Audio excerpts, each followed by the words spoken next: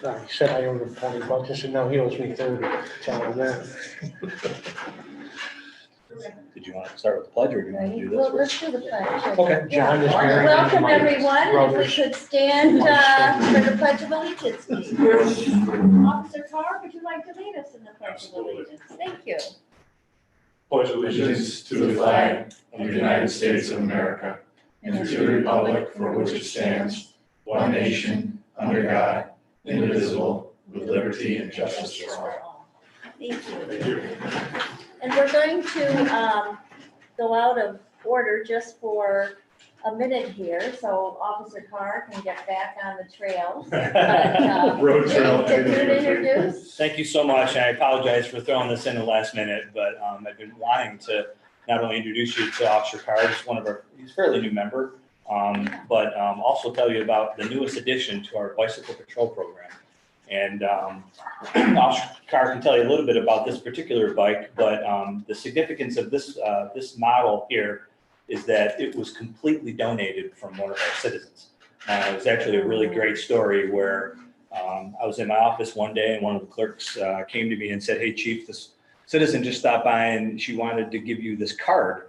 And I thought, oh, that's great. I love it when people send me cards, emails, whatever. So, and then she left. And so I opened up the card and I thought to myself, oh, that's nice. It'll probably be a nice little thank you card in there. Well, it was a thank you card, appreciating what we do as a police agency for checking her home when she was, vacationing in Florida, et cetera, et cetera. And inside the card was a personal check for $2,000. Wow. So that was not an insignificant donation to the police department. So the command staff, we got together and we decided, what are we going to do with this $2,000 unbudgeted, and we all agreed unanimously that we wanted to invest in our bicycle patrol program because we knew we were going to have two new members, or they were going to be trained. But more importantly, we went to one of our bike officers, Dan Tyrell. He's sort of like the coordinator of the bicycle patrol program, and he was telling me about these new e-bikes.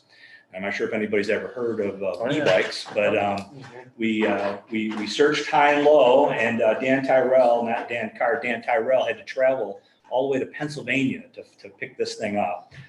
But a good portion, if not the majority of that donation went to make this purchase.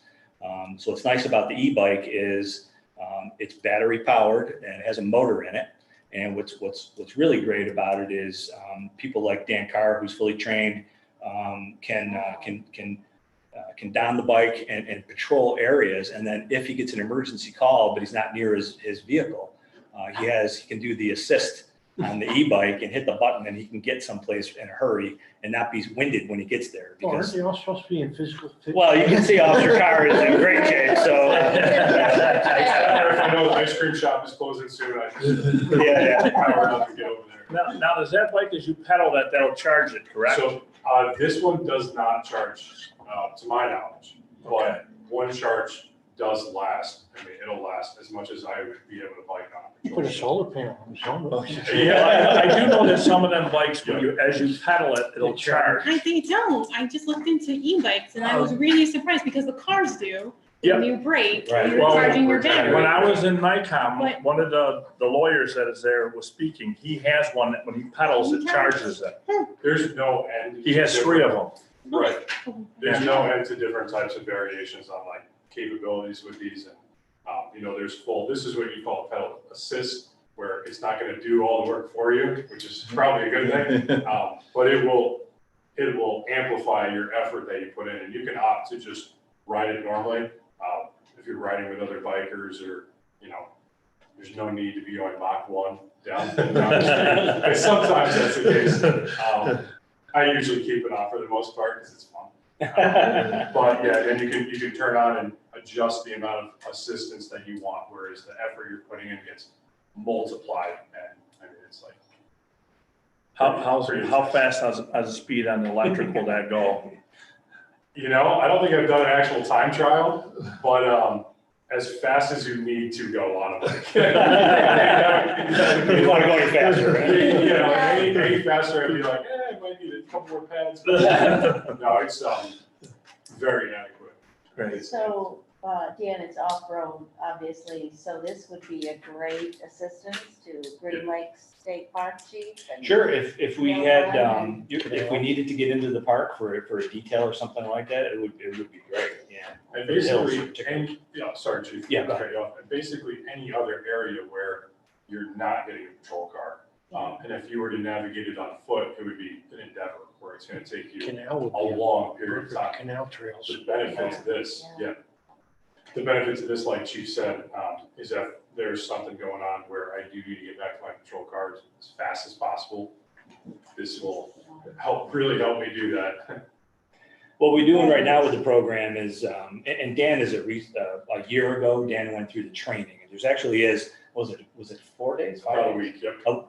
A week's worth of training, believe it or not. It's like, why do you have to send police to learn how to ride a bike? But his training program, which was sponsored by the TNPD, it's pretty vigorous. Yeah. They give you a good workout and teach everything you need to know about bikes. There's even some self-defense things that you can do with a bike, and in case you come upon an aggressive crowd or something of that nature. But the nice thing about it is on the bike, we can get out into those neighborhoods and we can see a lot more people face to face, and they don't have the barrier of that police car.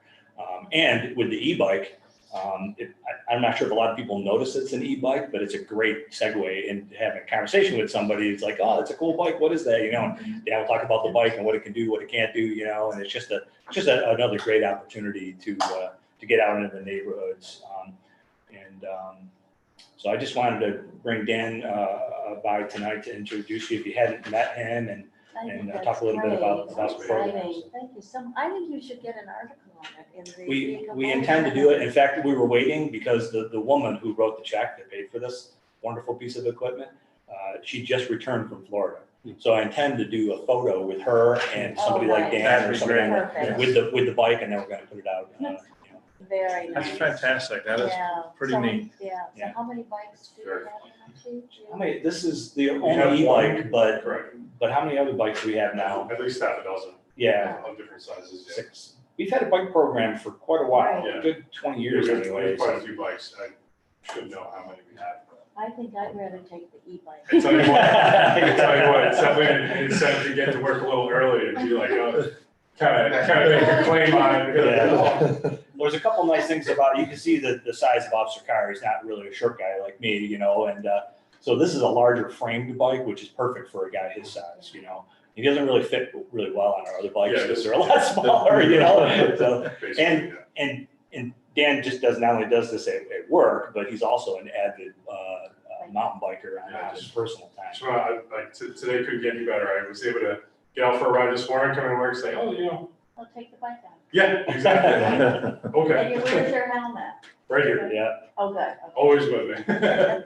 Do you carry the ice cream coupons with you? I do, Awesome. yep. We always have them in the car as well, but then you That's gotta great make sure on you the stock bike. them up, yeah. You're right there and Absolutely.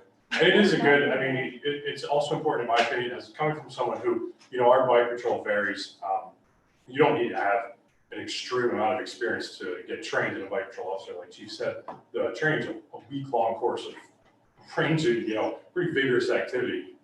But someone like myself, I've been biking my whole life, I know the importance, I was raised where if you don't wear your helmet, you're not gonna have a bike. It's gonna go away. So kind of being at a lot of younger children of varying ages don't want to be seen wearing a helmet. They don't want it. That's not the image that they want to portray. But when you're able to converse and you're in the community and you're wearing one and you're showing that example, absolutely. it's a little different than just driving by and saying, "Where's your helmet?"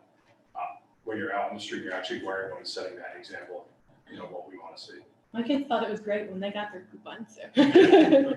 All the neighborhood kids are like, let's go out on our Were bikes they with our helmets speeding? on, and maybe we'll run into a police officer. It's very successful. That's awesome. That's great. Thank you so Well, I much. don't want to burn up too much time, but I figured that this would be a great opportunity to Yeah. meet Dan and talk about the. Yeah, that's exciting. Good for you and a great time to start it with this beautiful weather. Absolutely. I have Yeah. a feeling you're gonna be busy with school just getting out. Oh, yeah. We're already seeing it. Yeah. A lot of foot traffic and Yes, bike traffic. right, indeed.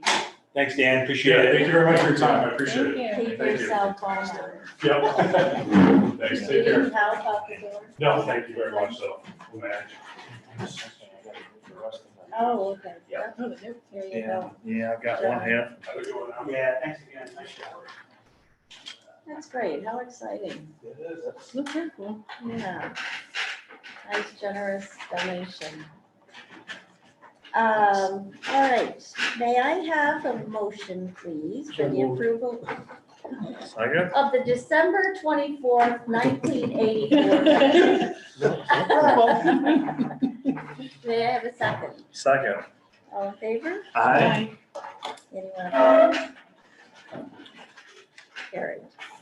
Thank you, Chief, for bringing them in. Thank That was a you. nice I surprise. appreciate you giving us the time. Sorry about the short Oh, my notice. gosh. Nope, that's good. We love surprises. So that's great. Is there any old business tonight for anyone? No, nothing? Good. All right.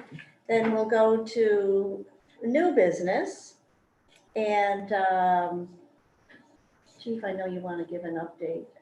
Does anyone have any new business they'd like to, we'll go around the table, but any new business? Then we'll go right to the chief's report. Okay, well, thank you. Just a few things. We've had some issues with car thefts, or, well, we have had car thefts, but thefts from cars, I should say. It happened in Manoa, I think, a couple weekends ago, and we ended up making an arrest on that. There were some local people. And then it happened again in the village of Manlius, I think last weekend, the weekend before last. Manlius got hit pretty heavy. So we've been trying to get the word out both on social media accounts and other forms of media to let people know to please keep valuables outside of your vehicles, lock your doors when possible. Most of the thefts were incidents where the kids were just walking the neighborhoods late at night and under the cover of darkness and trying handles on doors. And if they found that the door handle, the car was locked, they just went on to the next car and then the next car until they found a car that was open. So I think the greatest deterrent and help from the community would be to make sure you just lock your cars, keep valuables out of the vehicles. That way it doesn't entice any further larcenies. But we did make a number of arrests on that, so that was a good thing. Our numbers, briefly, they're still a little bit down as compared to both our 5-year average as well as where we were at in 2020. And again, I think that the reason for that is COVID. I mean, the first, January, February, March, we're pretty much still in lockdown, so, but we're down about 700 calls from where we were last year. So that could be looked at as a good thing or a bad thing, I guess, right? So that's where our numbers are at. Our property clerk vacancy, we are very happy to report that we found a qualified candidate, and she accepted an offer of employment, and she's going to start on July 6th. So we're real excited about that because we've been running with one clerk in that front office since Lynn Brzezinski retired, and poor Jade, who's the only clerk there now, she's been pretty much overburdened with the phones ringing and people calling and stopping in the lobby. She's handled it well, though. She's done exceptionally well. I couldn't ask for better, but I get nervous when I hear that phone ringing and she's on the other line with somebody trying to do her job, and so that clerk will start soon. So that's great. Another new addition is, as you may or may not be aware, it was my goal to civilianize our property room function, or at least the majority of our property room function. I really wanted to get a sworn police officer out of the property room and civilianize that process. And so we did find a retired Manlius police officer that agreed to take on that position on a part-time basis, essentially. He's going to be another contracted employee with the town of Manlius. And you may or may not know him. Rob Winter is his name. He's a retired sergeant from TNPD, and Rob's perfect for that assignment. And we were delayed a little bit in that he established an LLC, and now that that's completed, he's going to start with us very soon. So I'll let you know what his progress is going to be. But I know he'll jump in with both feet and do a great job. He was actually doing property work when he was still with the TMPD. So that's a great, Yeah, we're fortunate to have. yeah, very fortunate. Not to mention the fact that Rob's just an exceptional individual, lives in the town, and really good family and everything. So, and I'm also happy to announce that after a vigorous selection process, we hired another police officer. His name is, I literally offered him the job Monday and he accepted. And he starts the academy on Monday. So we were really under the gun to try to get the background investigation completed to make sure that it was a right fit for the organization, which he was. His name's Jordan Green. So that'll make, there'll be 2 officers, brand new officers in the Broome County Academy. We have 1 officer in the Oswego County Academy, and we got really lucky in that the city of Syracuse, that's starting the academy on Monday, gave us a slot. I sort of begged the chief to allow us to put a body in that academy, and he gave me that opportunity. So the city, they're trying to hire as many people as they can because they're down so many officers. So getting that slot was really important, and it's difficult to put somebody in an outside of county academy because there's travel costs, and we have to put these people up in hotels, or not hotels, but if they choose not to commute, I really wish that we had a better resolution for training police officers and keeping them local. But once the sheriff stopped sponsoring an academy in the city, they're always filled with city people, so it's hard to get folks in there.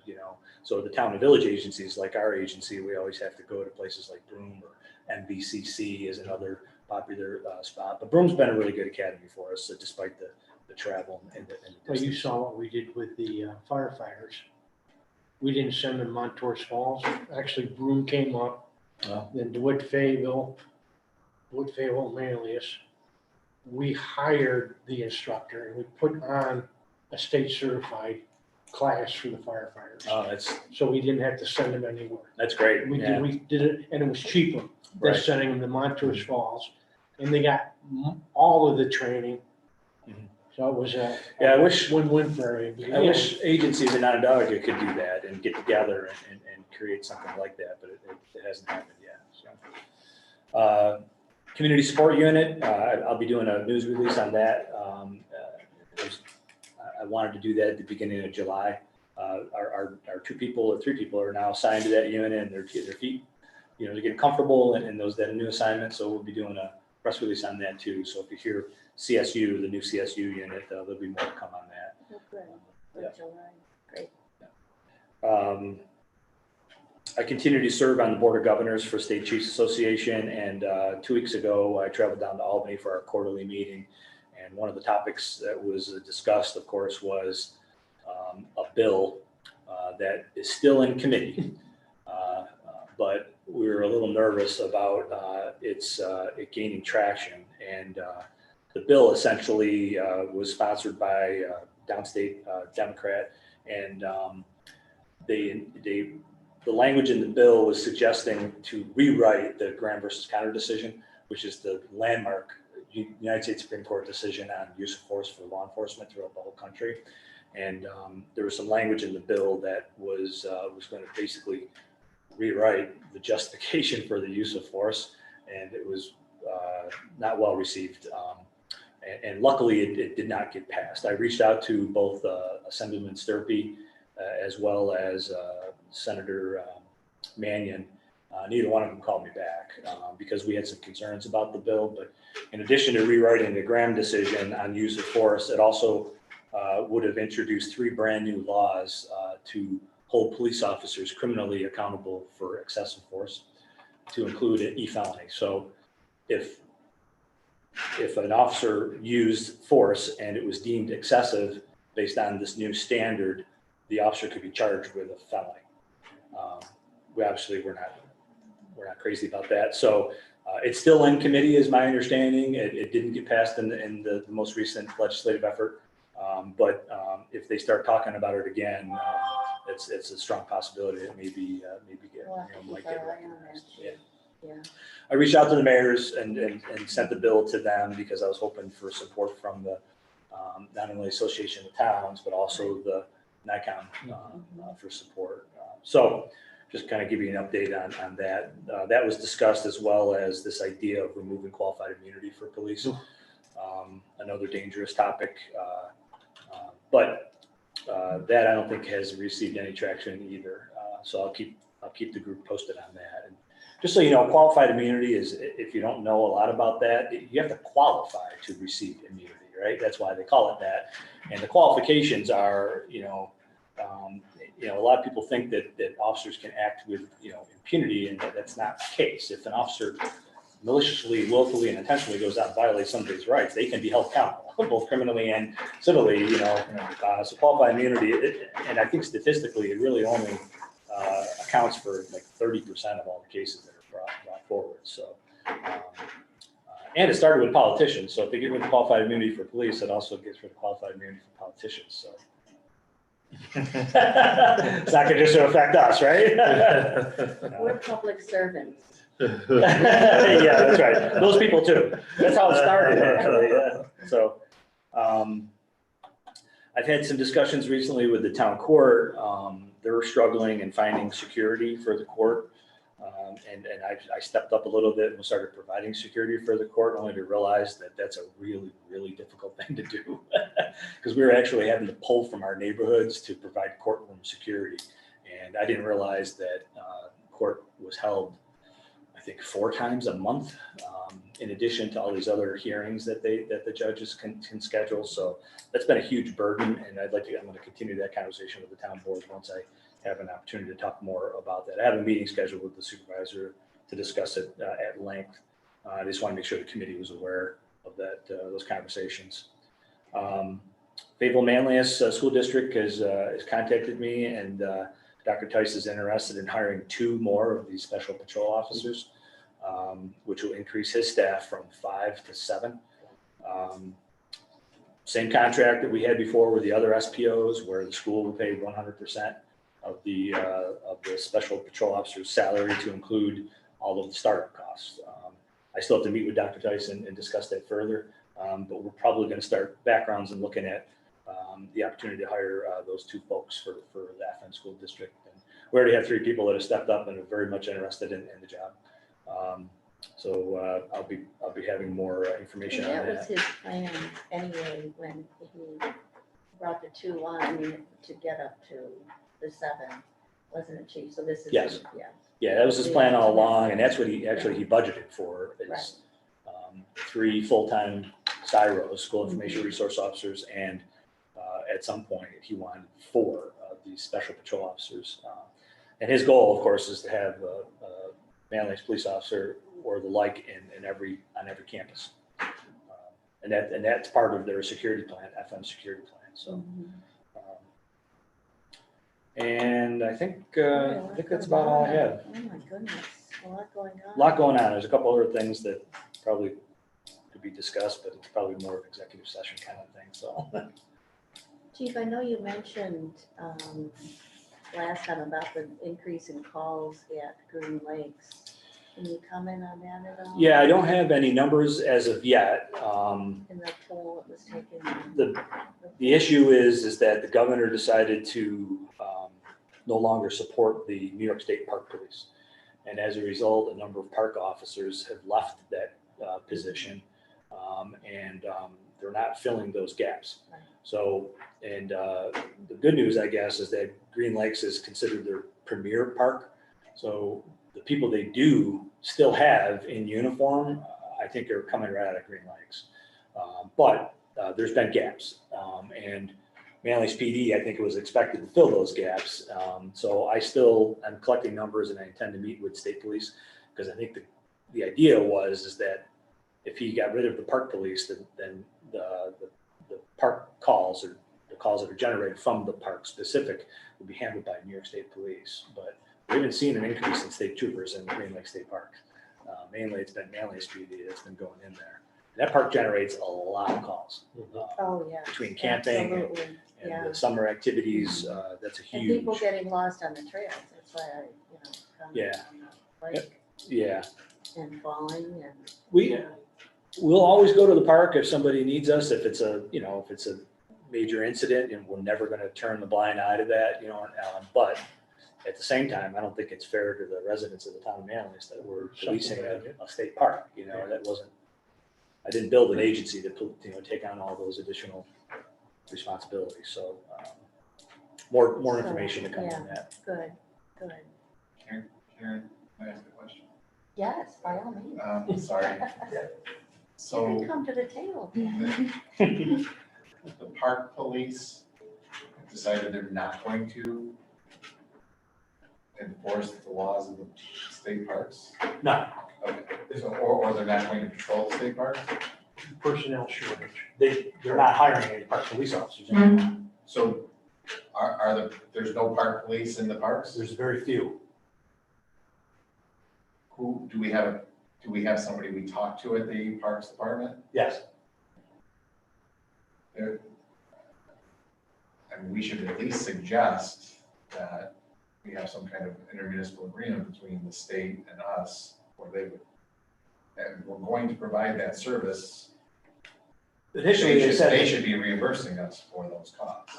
you would think, but I think the plan, the governor's plan is that the New York State Police would just absorb, Okay, and they have not. That was last but year, wasn't it, Chief? but ultimately, somebody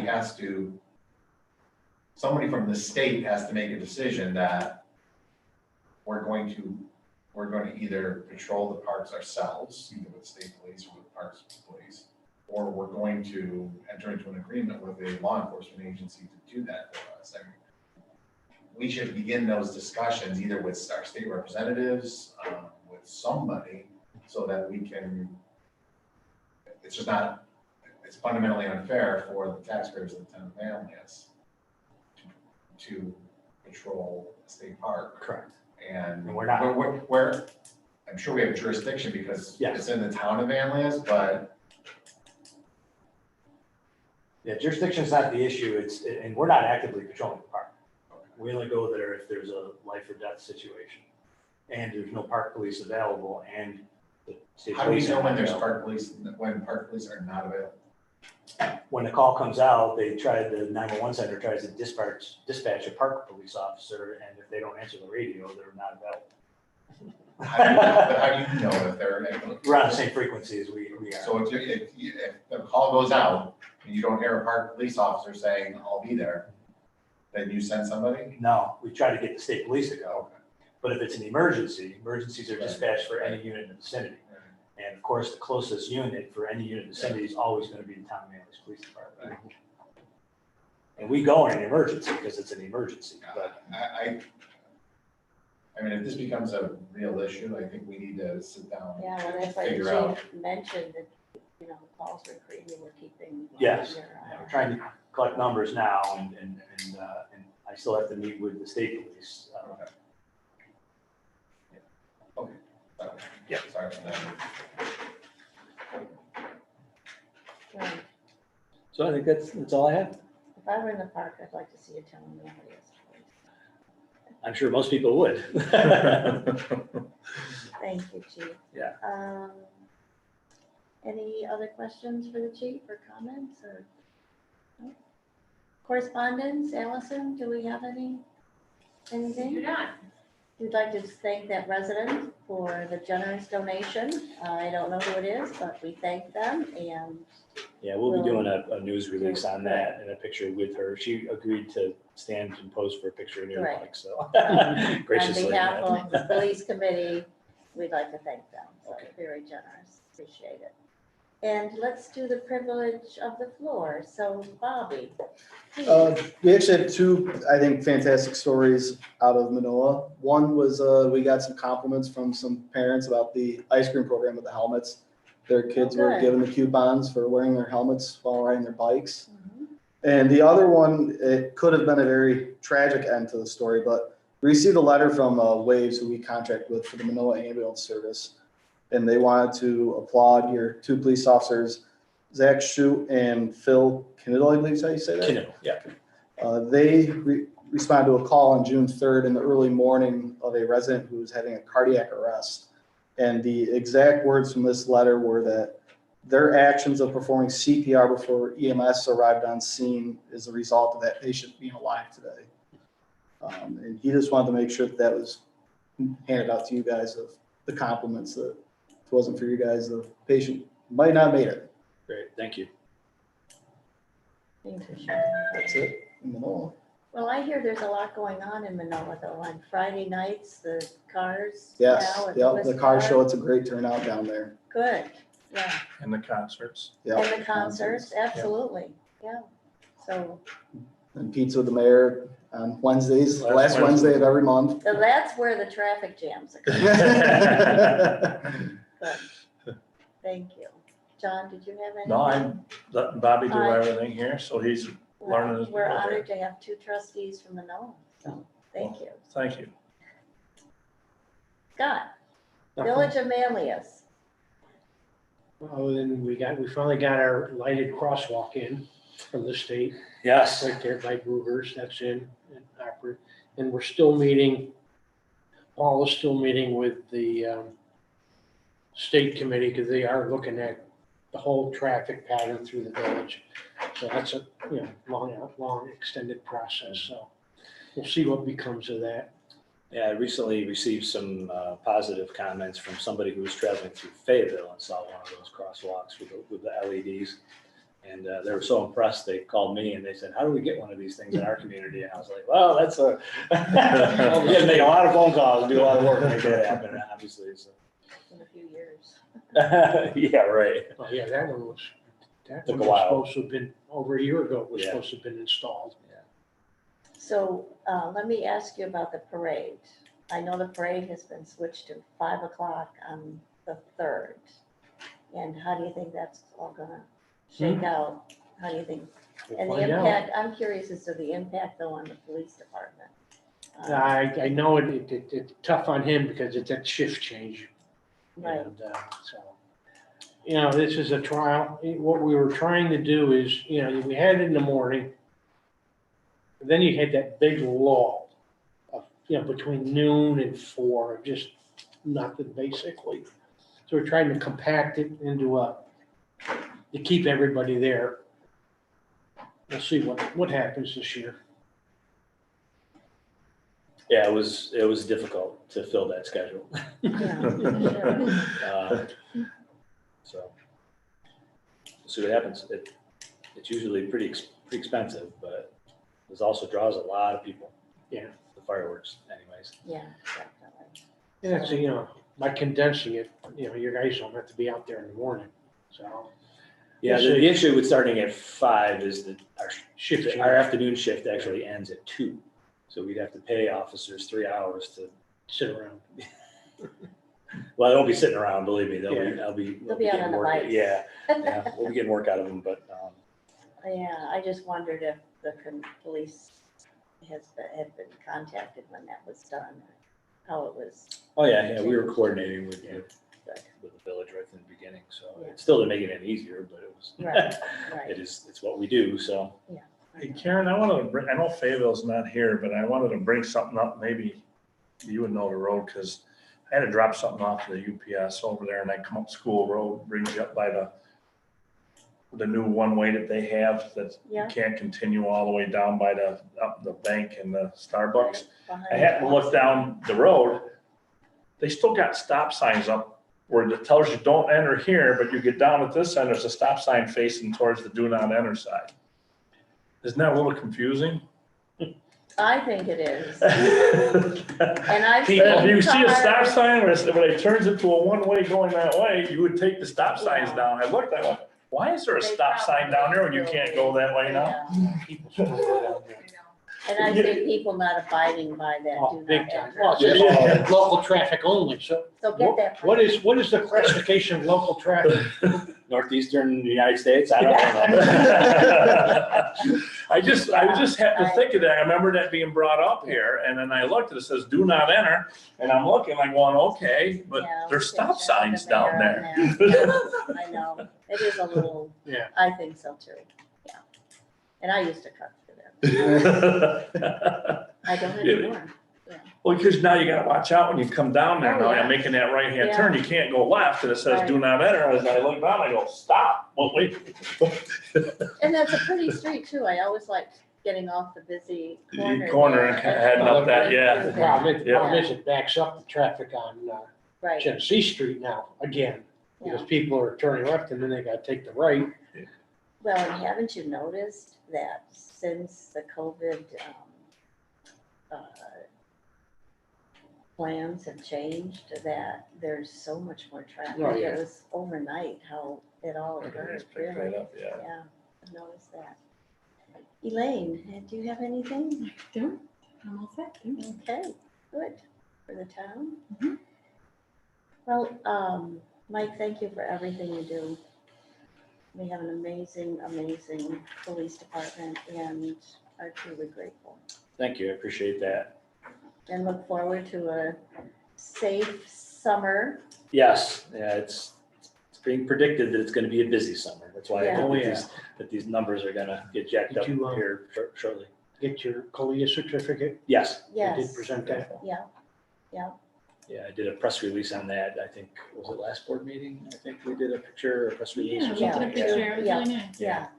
Congratulations for that. Yeah, that was an exceptional onsite too. We, not to toot the horn, but we did really well. I think it was one of our better onsites, so they're all good, but that was great. Good for you. And the building's working out okay and all the renovations. Uh-oh. Yeah. Still hard to keep the temperature regulated. If you walk from one end of the building to the other, you walk through 4 different temperature zones. So, Can that be, I don't know. I don't know how many Regulated? units are over there. Yeah, I think there's like 4, but Yeah. it's my understanding they don't really communicate to one another. So instead of regulating the temperature, they kind of do their own thing. They all have individual thermostats, so that also makes it change. So I don't know. And then my office and Kevin's office, we share a unit with the court clerk and the court office, but we don't really have control of those areas. So whatever court clerk decides to keep the temperature at is what we're stuck with. Which is fine. That's, it's her prerogative, but yeah, I know the lease agreement is coming up. yeah. All right, anything else, gentlemen and ladies? No? Then I guess we'll make a motion to adjourn. The next meeting would be August 25th, right, Allison? In person, right here. That would be great. Make that motion, we adjourn. Second? Second. Thank you, Scott. All in favor? Aye. Have a great summer, everyone. Thanks for coming and be safe. Enjoy the 4th. Scott, I heard there was a